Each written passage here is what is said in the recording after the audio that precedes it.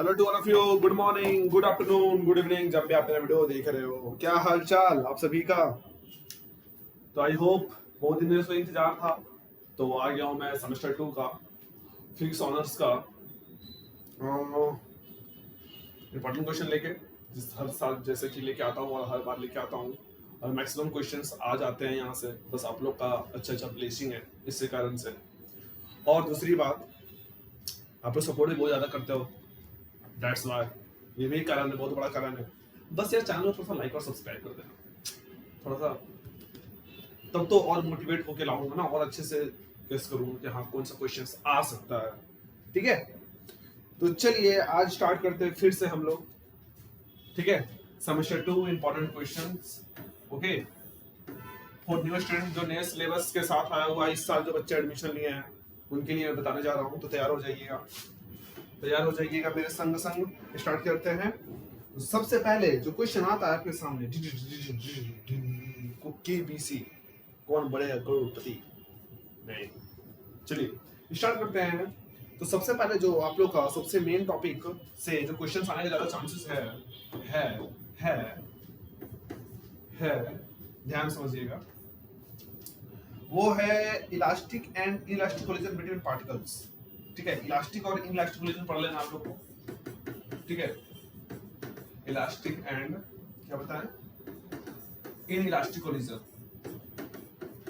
ये पढ़ लीजिएगा, इंपॉर्टेंट है सर।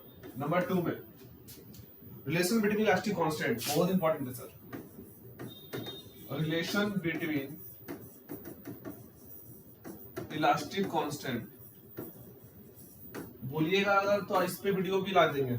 अगर आप बोलिएगा तो चैनल को लाइक और सब्सक्राइब करोगे ना, या फिर बोलिएगा नहीं और चैनल को लाइक और सब्सक्राइब मार दीजिएगा, फिर भी आपके लिए हम ये क्वेश्चंस ले आएंगे। इसका सॉल्यूशन बहुत इजी वे में, बहुत इजी वे में। ठीक है, नंबर थर्ड में ट्विस्टिंग टॉर्क ऑन सिलेंडर, ये भी इंपॉर्टेंट ही है, लेकिन सबसे ज्यादा इंपॉर्टेंट मेरे को ये लग रहा है तो हम यही देंगे। ठीक है, हालांकि इसको कर लीजिएगा और कभी पूछ देगा तो क्या ही प्रॉब्लम है। ट्विस्टिंग टॉर्क ऑन सिलेंडर बोलिएगा तो इसका भी वीडियो ले आएंगे, चैनल को लाइक और सब्सक्राइब कर दोगे तो। ठीक है, चलिए आगे देखें। पॉइजनी इक्वेशन कर लेना है। ठीक है, पॉइजनी इक्वेशन। ठीक है, पॉइजनी इक्वेशन कर लीजिएगा, ये भी इंपॉर्टेंट है। Number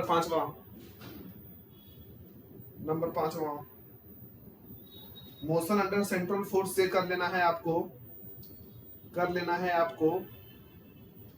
Kepler's law. ठीक है, याद रखिएगा, बहुत इंपॉर्टेंट है सर। केपलर्स का 3 लॉ था ना, उसका प्रूव कर लेना आपको, केपलर्स लॉ। और satellite in circular orbit application, Jio synchronous orbit, weightlessness, basic idea of global positioning system, GPS ना। ठीक है, ऑक्सीडेशन से एसएचएम से differential equation of SHM and it's solution. क्या बताया मैंने, डिफरेंशियल इक्वेशन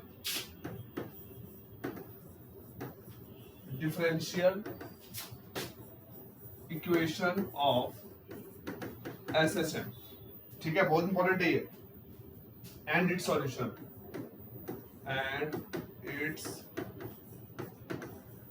सॉल्यूशन, ठीक है, क्लियर है यहाँ तक। आगे देखा जाए, पिछला का स्क्रीनशॉट ले लिए थे ना, बहुत अच्छा। उसके बाद जो है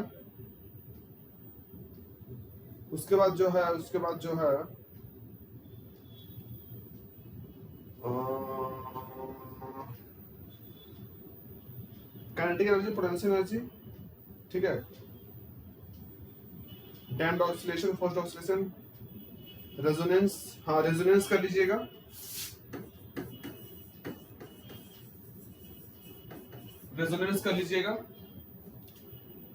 रेजोनेंस, शार्पनेस ऑफ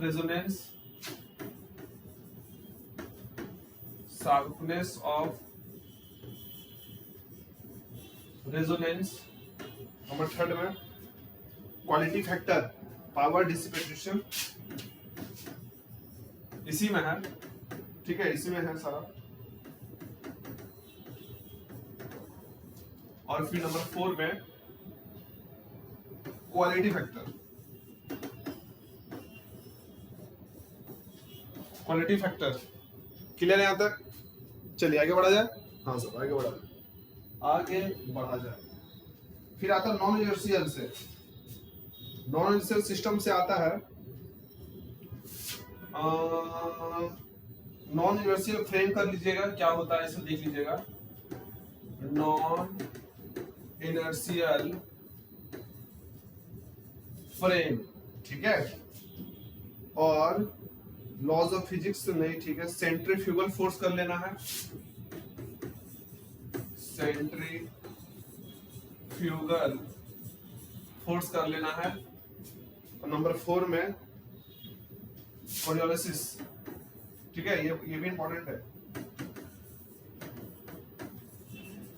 ये शॉर्ट नोट से पूछ सकता है आपसे इसका डेफिनेशन, ठीक है। चलिए बस इतना कर लेना है इससे। अब आते हैं स्पेशल थ्योरी ऑफ रिलेटिविटी। वाह, यही तो सबसे इंपॉर्टेंट है sir, special theory of relativity.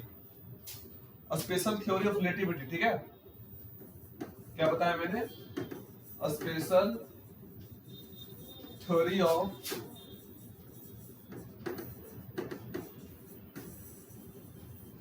Special theory of relativity से जो सबसे इंपॉर्टेंट है वो है माइकलसन मोरले एक्सपेरिमेंट। बहुत इंपॉर्टेंट है, बहुत बहुत बहुत ही ज्यादा इंपॉर्टेंट है सर, ठीक है।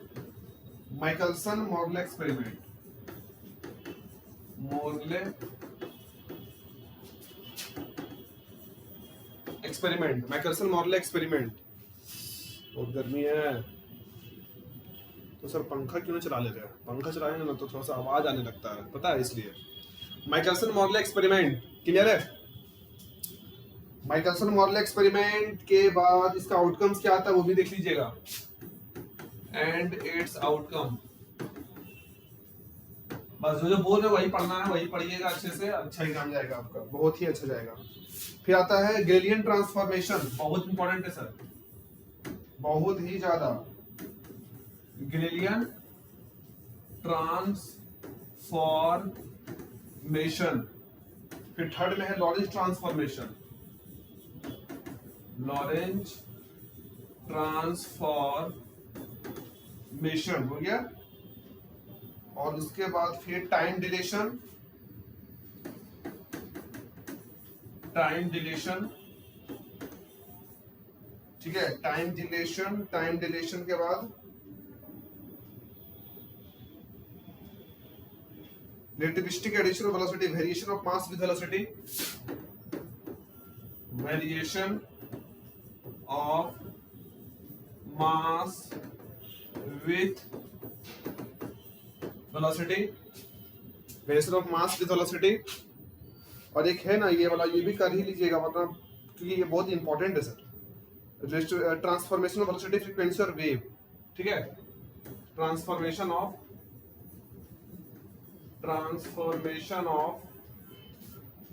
velocity, frequency and wave, velocity, frequency and wave।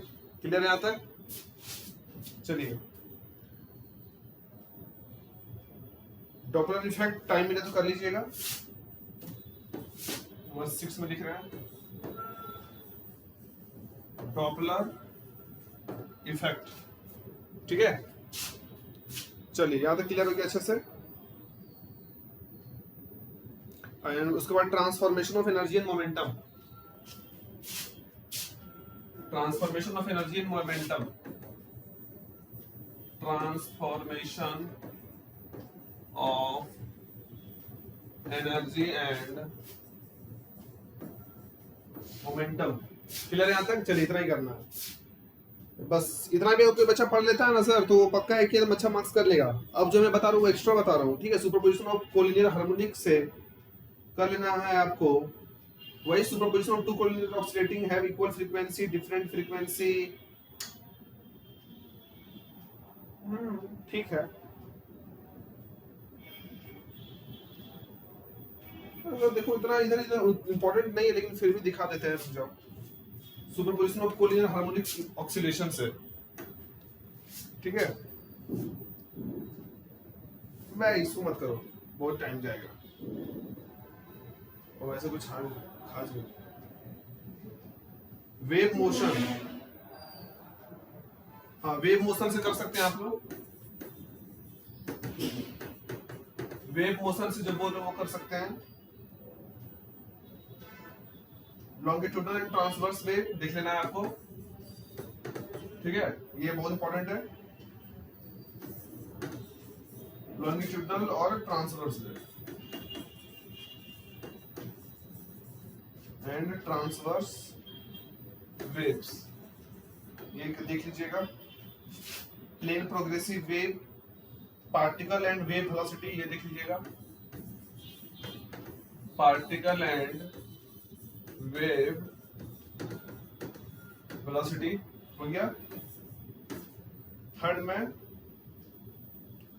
Particle and wave velocity समझ में आया यहाँ तक। Differential equation, pressure of A longitudinal, differential equation, ripple and gravity wave, ripple and gravity wave, ripple and gravity wave हो गया। उसके बाद हाँ, अब जो आपको दे रहे हैं बहुत इंपॉर्टेंट है, वेलोसिटी ऑफ वेव से Newton's formula for velocity of sound, ठीक है, Newton's formula for velocity of sound, Laplace correction,